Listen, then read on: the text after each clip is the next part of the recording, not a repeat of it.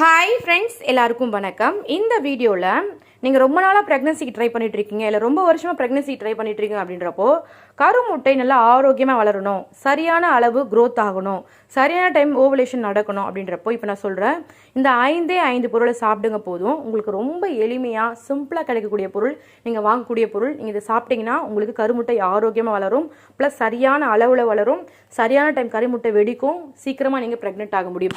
ரொம்ப எளிமையான பொருள் தான் ஷேர் பண்ண போகிறேங்க. நீங்கள் ரொம்ப வருஷமாக ப்ரெக்னன்சிக்கு ட்ரை பண்ணிட்டு இருக்கீங்க அப்படின்றப்போ ஃபஸ்ட் டைம் என் வீடியோ பார்க்குறீங்கன்னா கண்டிப்பாக சீக்கிரமாக இந்த வீடியோ பார்க்குற எல்லாருக்குமே அழகான ஒரு குழந்தை பிறக்க போகுது. நீங்கள் இப்போ எத்தனை வருஷம் டிலே ஆயிருந்தால் கூட பரவாயில்ல, இந்த வீடியோ பார்த்ததுக்கு அப்புறம் கண்டிப்பாக உங்களுக்கு சீக்கிரமாக குழந்தை பிறக்க போகுதுங்க. ஏன் அப்படின்னா உங்களுக்காக நான் ப்ரேயர் பண்ணிக்கிறேங்க, எந்த ஒரு குறையும் இல்லாமல் குழந்தை க்யூட்டாக அழகாக கொழுகொழுன்னு உங்களுக்கு சீக்கிரமாக பிறப்பாங்க. இந்த கமெண்ட் கீழே வந்து நீங்கள் கண்டிப்பாக அக்கா நான் ப்ரெக்னென்ட் ஆயிருக்கேன்னு கண்டிப்பாக நீங்கள் சொல்வீங்க பாருங்களேன். அது அப்படி ஒரு குட் நியூஸ் வந்து நான் கேட்க போகிறேன். ஸோ இதுக்கு நீங்கள் செய்ய வேண்டியது என்னென்னா, நல்லா ஆரோக்கியமாக சாப்பிடணும், ஹெல்த்தியாக இருக்கணும், டிப்ரெஷன் ஆகக்கூடாது, இதுவாக இந்த ரொம்ப சந்தோஷமாக வாய் விட்டு சிரிக்கணும். இது பண்ணிங்கனாவே போதும். டேப்லெட்டு அதெல்லாம் கூட அடுத்தபட்ச விஷயம் தான். உங்கள் மன அழுத்தம் கம்மியாக வச்சுக்கோங்க, ரொம்ப டிப்ரெஷன் ரொம்ப யோசிக்காதீங்க, ரொம்ப ஸ்ட்ரெஸ்ஸாக இருக்காதீங்க. இது மாதிரி இருந்தாவே சீக்கிரம் ப்ரெக்னென்ட் ஆகலாம். இந்த காலத்தில் 90% ப்ரெக்னன்சி டிலே ஆகிறதுக்கு காரணம் ஃபஸ்ட்டு ஃபுட்டு, ரெண்டாவது மன அழுத்தம். யாருக்கெல்லாம் மன அழுத்தம், மன இறுக்கம், இந்த ஸ்ட்ரெஸ்லாம் அதிகமாக இருக்கோ நம்ம உடம்புல சரியாக சுரக்க வேண்டிய ஹார்மோன் சரியாக சுரக்காமல் ஸ்டாப் ஆகிடுது. அதன் மூலயமா ஸ்டாப் ஆகுறதுல ப்ரெக்னன்சிக்கு தேவையான ஹார்மோன் சுரக்காமல் போகுது. இதனால தான் ப்ரெக்னன்சி டிலே ஆகி போயிட்டே இருக்குது. ஒருவேளை நீங்கள் இது வரையும் தவற பண்ணிட்டு இருக்கீங்க, நான் கரெக்டாக சாப்பிட்றேன், டேப்லெட் போடுறேன், இதெல்லாம் பண்ணிட்டோம், ரொம்ப ஸ்ட்ரெஸ் ஆகிட்டு இருக்கீங்க அப்படின்றப்ப நிச்சயமாக குழந்தை டிலே ஆகும். அதை மட்டும் பண்ணவே பண்ணாதீங்க. சரி, இப்போ என்னென்ன பொருள் சாப்பிடலான்னு பார்க்கலாங்களா? ரொம்ப சிம்பிளான பொருள் தான் உங்களுக்கு ஷேர் பண்ணுறேன். ஒரு பொண்ணு ப்ரெக்னென்ட் ஆனாவே அவங்களை கண்டிப்பாக இந்த பொருள் டாக்டர் சாப்பிட சொல்லுவாங்க. அது என்னென்னா பாதாம்.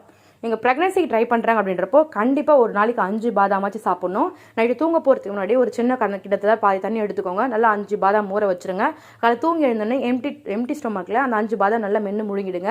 இந்த பாதாம் சாப்பிட்ட உடனே எதுவும் சாப்பிடக்கூடாது, ஒரு 1 hour ஆச்சு கேப் விடணும். நல்லா பசி எடுக்கும், நம்ம உடம்பு நிறைய சத்துக்கள் கிடைக்கும். இது கரு வளர தேவை நிறைய ஊட்டச்சத்துக்கள் அளவுக்கு அதிகமாக இருக்குது. இதுவரை நீங்கள் ப்ராப்பராக எடுத்துக்கணும்னா ஒரு வாரம் எடுத்து பாருங்கள், உடம்புல நீங்கள் நிறைய டிஃப்ரென்ஸ் பார்ப்பீங்க. நீங்கள் ஓவர் வெயிட்டாக இருந்தீங்கன்றப்போ இது மாதிரி எடுத்துக்கிறப்போ ஓவர் வெயிட்டில் ரெடியூஸ் ஆகும். உடனே ஊட்டச்சத்துக்கள் கம்மியாக இருக்கிறதால உங்களுக்கு குழந்தை கிடைக்காம போகுது, நிற்காம போகுதுன்றப்போ ஊட்டச்சத்துக்கள்லாம் கிடைக்கும். பீரியட் ஆகாதவங்களுக்கு பீரியட் ஆகும், ரொம்ப ஹெல்த்தியாக இருப்பீங்க, மறக்காமல் எடுத்துக்கோங்க. ரெண்டாவது வாழைப்பழத்தில் மஞ்சள் வாழைப்பழம், பச்சை வாழைப்பழம்லாம் இருக்கப்பெல்லாம் வேண்டாம். செவ்வாழைப்பழம் நல்லா பழுத்துருக்கிற ஒரு செவ்வாழைப்பழத்தை எடுத்து நைட்டு தூங்க போகிறதுக்கு முன்னாடி லைட்டாக தேனில் தொட்டு சாப்பிடணும். நீங்களும் சாப்பிடணும், ஹஸ்பண்டை சாப்பிடணும் நைட்டு தூங்க போகிறதுக்கு முன்னாடி. இது மாதிரி இல்லை தேனில் தொட்டு பிடிக்கலன்றப்போ ரெகுலராகவே ஒரு செவ்வாழைப்பழம் சாப்பிடுங்க, இல்லை வீக்லி ஒரு 3 times வந்து சாப்பிடுங்க.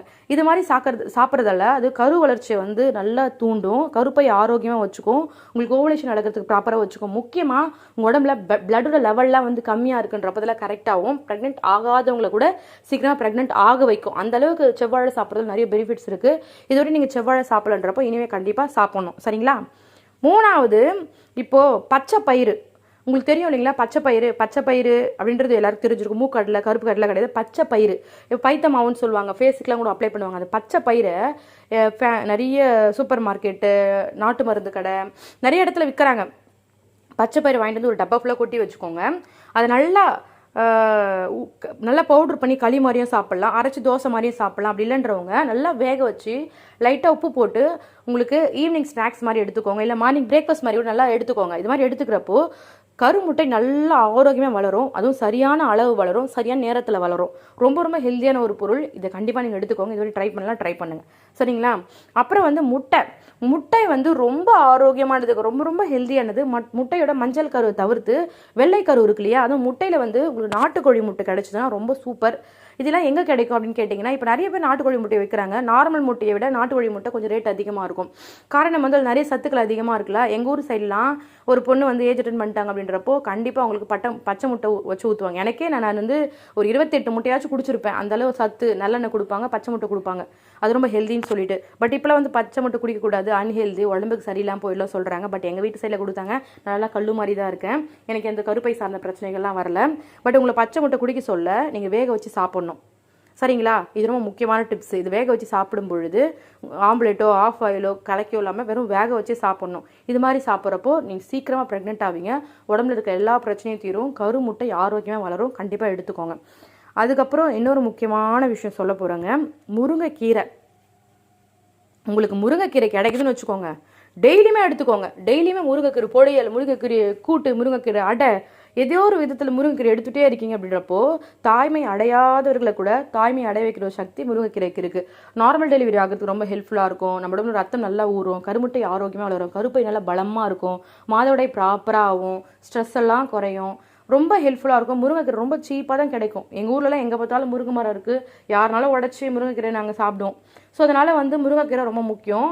சரி, நீங்கள் ரொம்ப நாளாக ப்ரெக்னன்சி ட்ரை பண்ணிட்டு இருக்கீங்களா, உங்களுக்கு ஒரே ஒரு டிப்ஸ் சொல்கிறேன். முருங்கைக்கீரை நல்லா பறிச்சுட்டு வந்துக்கோங்க. நல்லா வெயிலில் காய வச்சாவே அது பொறன்னு ஆகிடும். பொறன்னு ஆகிட்டு நல்லா கையில் போட்டு நல்லா நுணுக்கிக்கோங்க. மிக்சியில் போட்டு ஒரு அடி அடிச்சுக்கோங்க. காலை தூங்கி எழுந்த உடனே எம்டி ஸ்டொமக்கில் நல்லா ஒரு வார்ம் வாட்டர் மாதிரி எடுத்துக்கோங்க. அதில் முருங்கை பவுடர் இருக்குல்லையா, அது ஒரு ஸ்பூன் கலக்கிட்டு கப்புன்னு குடிச்சிருங்க. இது மாதிரி ரெகுலராக நீங்கள் குடிச்சிட்டே வரீங்க அப்படின்றப்போ உங்களுக்கு ஒரு மாதத்துல நல்லா டிஃப்ரென்ஸ் தெரியும். உங்களாலேயே அதை ஃபீல் பண்ண முடியும். இதில் எங்கள் வீடு சைடில் ஃபாலோ பண்ணுறது.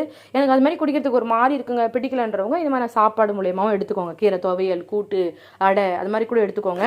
இப்போ நான் சொன்ன இந்த 5 பொருளை நீங்கள் சாப்பிட்றீங்கன்னு வச்சுக்கோங்க, ஆட்டோமேட்டிக்காக உங்கள் பாடி செமையாக சூப்பராக இருக்கும். எல்லா பிரச்சனையும் சரியாகி நீங்கள் ரொம்ப ஹெல்த்தியாக சீக்கிரமாக ப்ரெக்னென்ட் ஆவீங்க.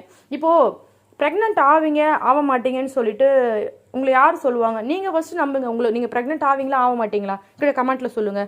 கண்டிப்பாக நீங்கள் ப்ரெக்னென்ட் ஆவீங்க இல்லையா? ஸோ ஸ்ட்ராங்காக இருங்க, சோகமாக இருக்காதீங்க. யாருன்னு என்ன பேசிட்டு போட்டோம், யாருன்னா உங்களை ஏதாச்சும் சொல்லிட்டு போட்டோம், ரொம்ப மன அழுத்தம் கொடுப்பாங்க, ரொம்ப ஸ்ட்ரெஸ் கொடுப்பாங்க. இப்போ நீங்கள் ஒரு குழந்தைய படிக்க வைக்கிறீங்க, ரொம்ப ஃபீஸ் கட்டி படிக்க வைக்கிறீங்க, அந்த குழந்தை படிக்காமல் போச்சுன்னா நீங்கள் என்ன பண்ணுவீங்க? ஃபெயில் ஆகட்டும்னு விட்டுருவீங்களா? அந்த குழந்தை அது இது பண்ணி ஏதாச்சும் படிக்க வைக்கணும்னு நினைப்பீங்க. அதே மாதிரி நல்ல எண்ணத்துலையோ கெட்ட எண்ணத்துலையோ நம்மக்கிட்ட குழந்தை இல்லைன்றதுக்காக நிறைய பேர் நல்ல முறையிலையும் சொல்லுவாங்க, ஒரு சில பேர் வேணும் மனசை கஷ்டப்படுத்தணும்னு சொல்லுவாங்க. ஸோ அதனால் சொல்கிறவங்க சொல்லிகிட்டே இருக்கட்டும், அதை நீங்கள் காதில் வாங்காதீங்க. ஸோ எனக்கு சீக்கிரமாக ப்ரெக்னென்ட் நான் ஆகிடுவேன், ஏதோ ஒரு காரணத்தால் டிலே ஆகுது. அது என்ன?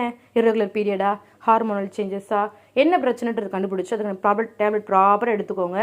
நல்லா வாய் விட்டு சிரிங்க. மற்றவங்க முன்னாடி சிரிக்காதீங்க. உங்கள் ஹஸ்பண்ட் நல்லா அழகாக பார்த்துக்கோங்க. அவர்கிட்ட ஜாலியாக பேசுங்க.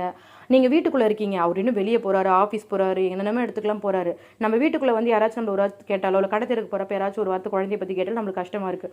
அவர் அவ்வளோ ஆஃபீஸுக்கு போயிட்டு அவ்வளோ பேர் கேட்பாங்க இல்லையா, அவருக்கும் கஷ்டமாக தான் இருக்கும். ஸோ உங்களுக்கு 2 பேருக்கு ஒரு இதுவே இல்லை. அது வரப்போ நேரத்தில் கண்டிப்பாக வரும். இப்போ நீங்கள் சோகமாக இருக்கிறதாலையோ, சாப்பிடாமல் இருக்கிறதாலையோ, அழுதுட்டு இருக்கிறதாலையோ இன்றைக்கே வயிற்றில் நிற்காது. நீங்கள் ரொம்ப எப்போ ஹாப்பியாக இருக்கீங்களோ, ரிலாக்ஸாக இருக்கீங்களோ, நீங்கள் 2 பேர் ஹாப்பியாக ஒன்றா இருக்கிறீங்களோ, இப்போ நீங்கள் கணவன் மனைவி உறவில் ஈடுபடும்போது கூட ரொம்ப ஸ்ட்ரெஸ்ஸாக குழந்தை வேணும் ஈடுபட்டிங்கன்னா ப்ரெக்னன்சி டிலே போகும். நீங்கள் ஒன்றா இருக்கும்பொழுது கூட ரொம்ப ரிலாக்ஸாக ஒன்றா இருந்தீங்க அப்படின்றப்ப பாருங்கள், கௌலி கூட சொல்லுது, கௌலினா பல்லி சத்தம் போடுது. நல்லது. ஒன்றா இருக்கிறப்போ ரொம்ப ஒரு ஹெல்த்தியாக ஹாப்பியாக உங்களுக்கு பிடிச்ச பொசிஷனில் பிடிச்ச மாதிரி ரொம்ப ரிலாக்ஸாக இருந்தீங்கன்னா நம்ம உடம்புல ப்ரெக்னன்சிக்கு நல்ல ஹார்மோன்ஸ் சுரக்க ஆரம்பிக்கும். நீங்கள் நல்லா ஒரு உச்சநிலையில் போகும்போது தான் உங்களுக்கு ப்ரெக்னன்சி கன்ஃபார்ம். ரொம்ப ஸ்ட்ரெஸ்ஸோட இப்படிலாம் இருக்காது. ரொம்ப ரிலாக்ஸாக இருங்க, பார்த்துக்கலாம். உங்கள் கையில் கிடையாது, கடவுள் கையில் இருக்குது. கண்டிப்பாக உங்களுக்கு கிடைப்பார், கண்டிப்பாக உங்களுக்கு கொடுப்பார். நல்லா சாப்பிடுங்க. நான் ஆல்ரெடி சொன்னதான், நல்லா சாப்பிட்ணும், நிறைய தண்ணி குடிக்கணும், வெஜிடபிள்ஸ், கீரைகள், காய்கறிகள், நிறைய ஜூஸு இதெல்லாம் எடுத்துக்கிட்டிங்கன்னா ஆட்டோமேட்டிக்காக நீங்கள் ப்ரெக்னென்ட் ஆகிடுவீங்க. இவ்வளோ ரொம்ப சிம்பிளான விஷயம் தான். இந்த வீடியோ உங்களுக்கு பிடிக்குன்றப்ப மறக்காமல் சேனலை சப்ஸ்கிரைப் பண்ணி சப்போர்ட் பண்ணுங்கள். Okay friends, thank you so much. பாய்.